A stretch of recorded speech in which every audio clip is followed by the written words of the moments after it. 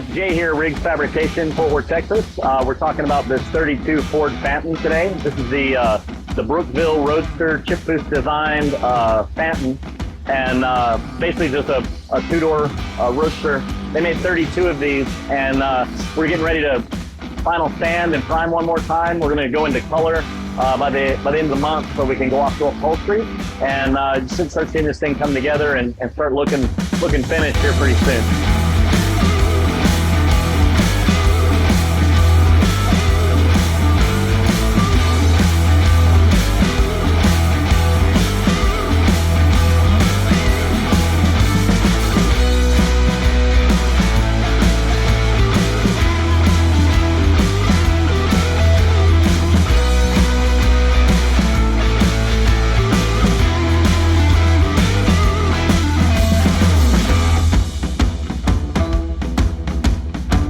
You're not going to want to miss this build.